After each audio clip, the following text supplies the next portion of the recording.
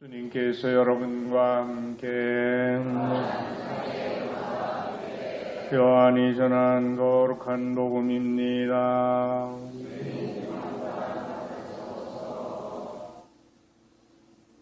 그날 곧 주간 첫날 저녁이 되자 제자들은 유다인들이 두려워 문을 모두 잠가놓고 있었다. 그런데 예수님께서 오시어 가운데 서시며 평화가 너희와 함께 하고 그들에게 말씀하셨다. 이렇게 말씀하시고 나서 당신의 두 손과 옆구리를 그들에게 보여주셨다. 제자들은 주님을 뵙고 기뻐하였다. 예수님께서 다시 그들에게 이르셨다. 평화가 너희와 함께, 아버지께서 나를 보내신 것처럼 나도 너희를 보낸다. 이렇게 이르시고 나서 그들에게 숨을 불어넣으며 말씀하셨다. 성령을 받아라. 너희가 누구의 죄든지 용서해 주면 그가 용서를 받을 것이고 그대로 두면 그대로 남아있을 것이다. 주님의 말씀입니다.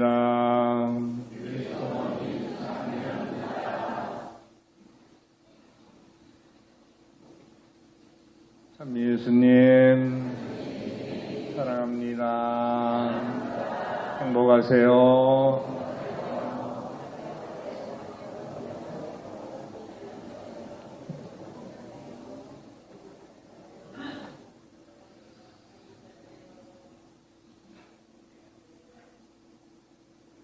오늘 성령 강림 대축일입니다.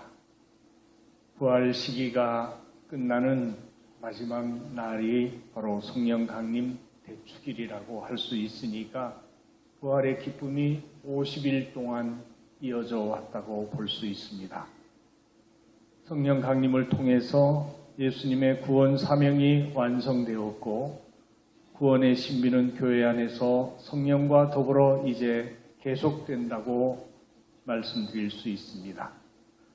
성령을 받은 제자들은 두려움을 떨쳐버리고 용감하게 복음을 전파하기 시작했습니다. 그래서 교회는 이 날을 새로운 하느님의 백성, 곧 교회가 탄생한 날로 경축합니다. 그 옛날 성령이 강림하심으로 어떤 일이 일어났습니까? 한마디로 모든 것을 되돌려 놓았습니다. 인간과 사회를 가장 병들게 하고 무너지게 하는 것은 바로 오해와 불통입니다. 즉 소통에 대한 거부가 인간과 사회를 무너뜨립니다. 인류가 그동안 서로 더 가까워지고 서로 소통하려고 갖가지 교통수단과 통신수단을 발전시켜 왔지만 사람들은 저마다 자기 말과 자기 주장만 펼치었기 때문에 우리 사회는 분열과 단절이 이어지고 있습니다. 사람 사이의 내면을 보면 사람과 사람 사이의 거리는 가까워졌지만 그 내면에는 거리가 너무 멀어졌습니다. 지역 간, 이념 간, 세대 간, 계층 간의 단절이 계속되고 있습니다.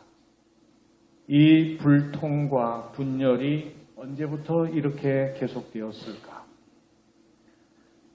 우리가 창세기 11장 바벨탑 이야기를 보면은 인간들이 하느님과 같아지려고 탑을 쌓기 시작하자 하느님께서 사람들의 말을 섞어 놓습니다. 그래서 서로 언어가 달라지자 이해하지 못하고 불통함으로써 갈등이 빚어지고 결국 분열되고 흩어집니다. 바벨탑이라는 것은 하느님께 대한 끝없는 인간의 도전, 하느님 없이도 살 수 있다는 생각, 하느님보다 자신이 더 우월하다고 생각하며 하느님을 무시하는 마음입니다.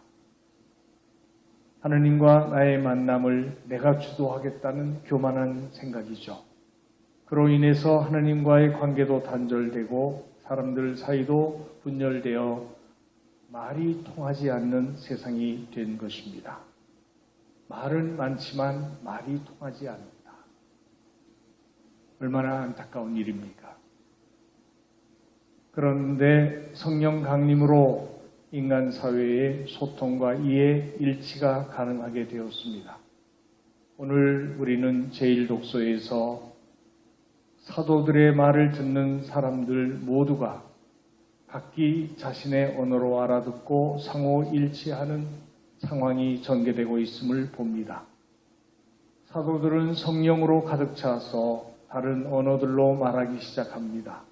그런데 세계의 모든 나라에서 온 유다인들은 제자들이 말하는 것을 각자 자기 지방 말로 알아듣고 어리둥절했다고 이야기합니다. 어떻게 이런 일이 가능하겠습니까?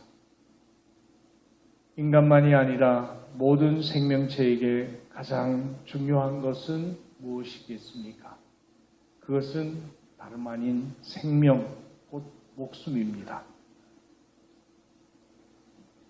그런데 그 생명은 어디에서 오는 것입니까? 생명의 원천은 하느님이시다.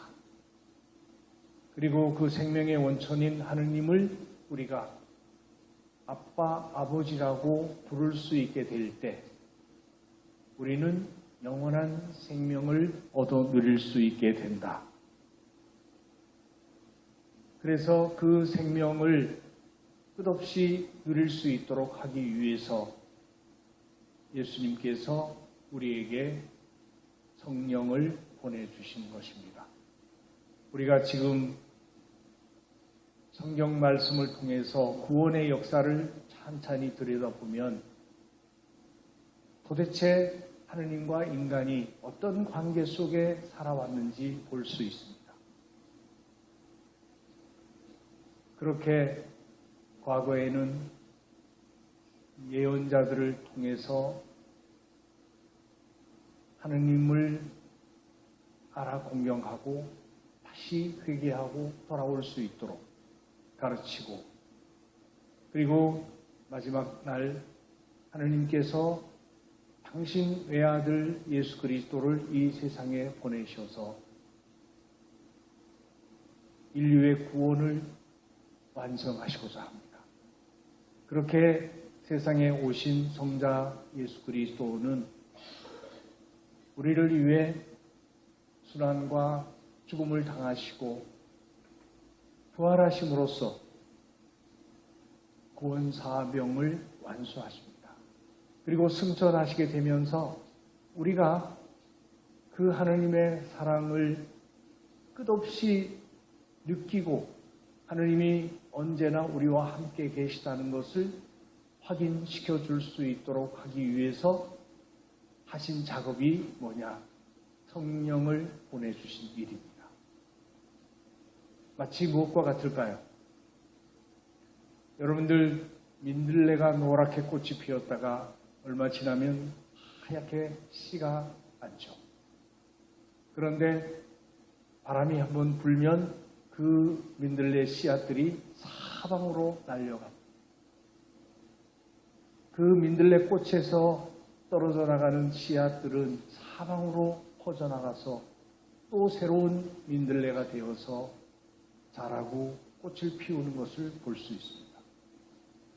그와 같이 하느님께서도 당신 성자 예수님을 우리에게 보내주셨지만 그 예수님이 순환하고 죽으심으로 그리고 부활을 승천하심으로 이제 우리를 떠나시게 됐지만 당신이 떠나심으로 인해서 온 세상으로 당신의 그 구원 사업이 그리고 하느님의 사랑이 온 세상으로 확산될 수 있도록 해주셨다는 얘기입니다.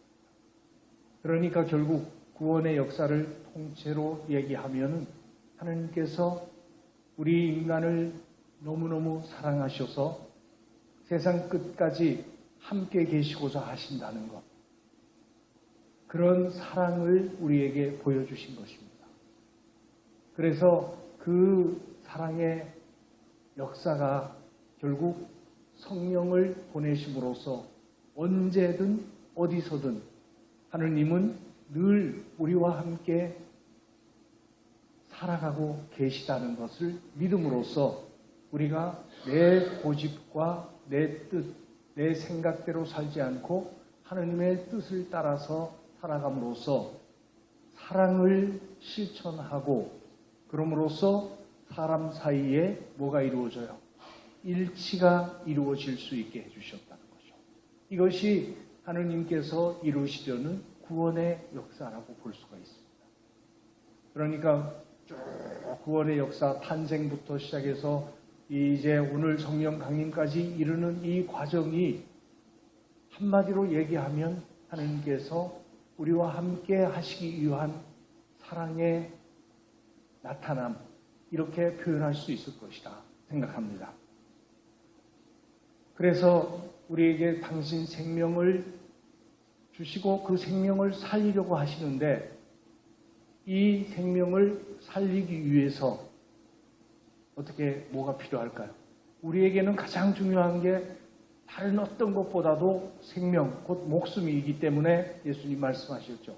온 세상을 얻는다 하더라도 자기 목숨을 잃는다면 그게 다 무슨 소용이 있겠느냐.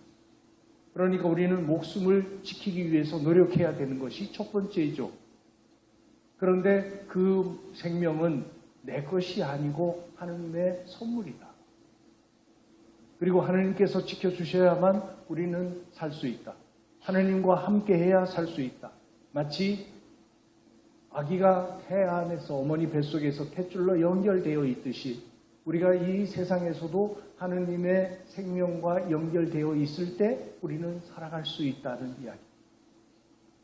그렇다면 우리가 하느님을 떠나게 되면 어떻게 돼요? 생명을 잃어버린다.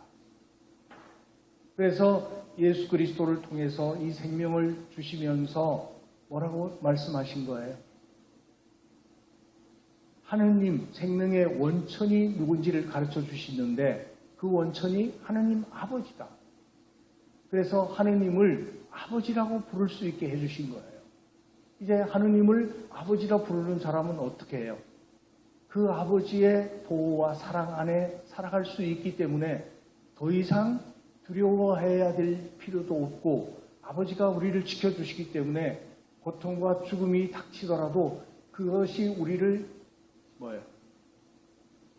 절망에 빠뜨리거나 우리를 파멸시킬 수가 없게 됐다는 이야기죠.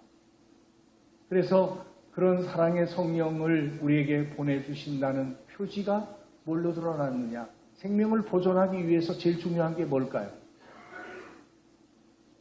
첫 번째는 숨을 쉬어야죠.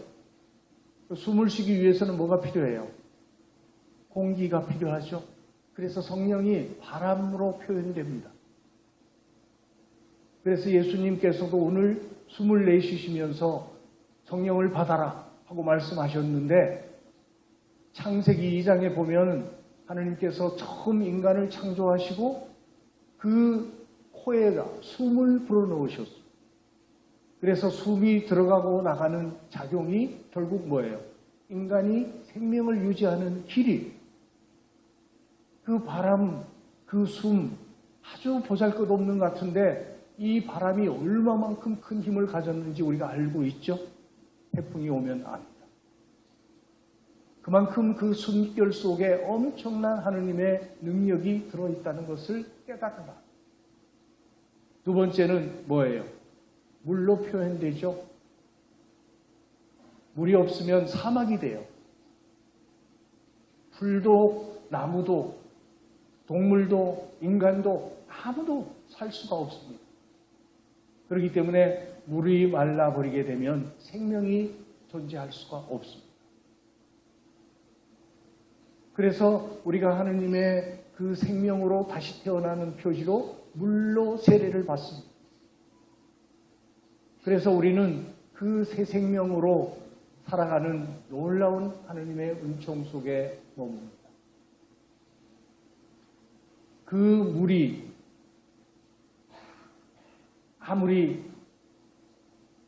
많이 있다 하더라도 또 한 가지 뭐가 있어야 돼요?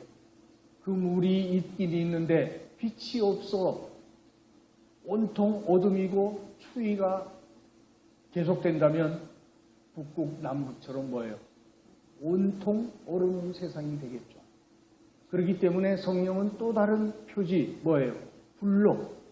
그래서 오늘 사도행전에서 성모님과 제자들이 모여 기도하는 가운데 성령께서 불과 같은 불혀로 사람들 머리 위에 내려오셨어요. 그러자 성령을 받은 그들은 두려움을 떨쳐버리고 다락방문을 박차고 세상에 나가 복음을 선포하기 시작했다고 그랬습니다. 그러니까 단순하게 생명을 주시는 것만이 아니라 그 생명이 보존될 수 있도록 하는 그 존재가 누구냐? 결국 그것을 우리는 성령이다. 바람과 물과 불로 표현되는 그 성령 없이 우리는 한시도 살 수 없게 된다는 것. 이것을 깨달으면 내 힘만으로 인간이 자신의 능력으로 살아가려고 하는 것처럼 어리석은 일이 없다는 생각을 할 수가 있게 될 것입니다. 그렇다면 우리 인간 사이에도 서로 불통이 되고 일치를 이룰 수 있게 하려면 뭐가 있어야 될까요? 우리가 알다시피 사람이 아무리 가까이 있어도 그 사람하고 통하지 않으면 함께 있는 것이 불편하고 힘들어요. 몸이 그냥 옆에 가까이 있다고 해가지고 가까운 사이가 아니에요. 정말 가까운 사이가 되려면 어떤 관계가 되어야 돼요? 영과 영이 통할 수 있어야 돼요.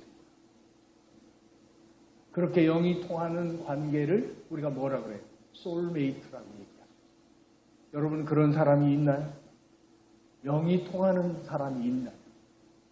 그것 없이 주고받는 이야기들은 공허한 빈 소리에 지나지 않습니다.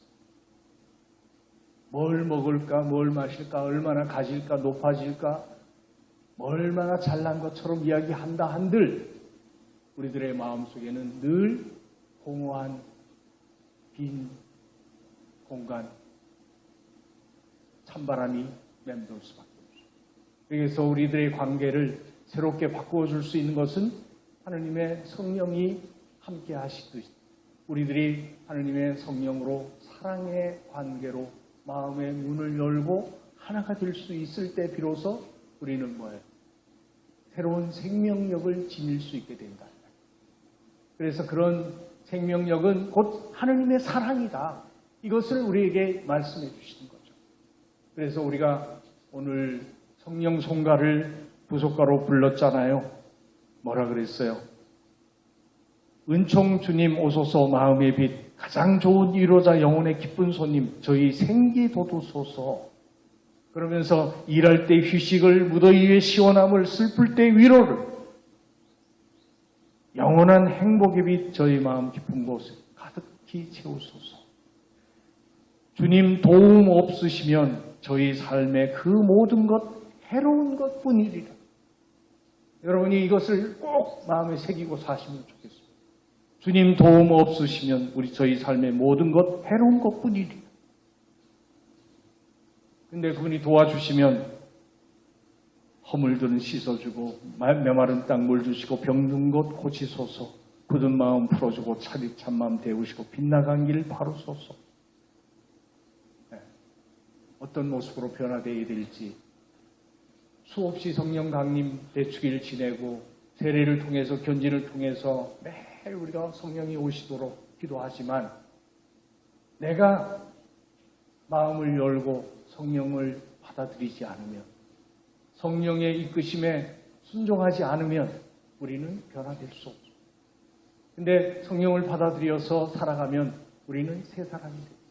정말 삶이 이렇게 소중하고 아름답구나. 그리고 은혜롭고 감사하구나. 정말 내가 잘나서가 아니라 내가 살아온 발자국마다 주님의 은총이 늘 함께 하셨구나. 그분 없이 내가 아무것도 아니로구나. 그러니까 그분께 의탁하면서 살아가게 될 때 모든 두려움과 걱정에서 자유로워질 수 있게 되는 것이죠.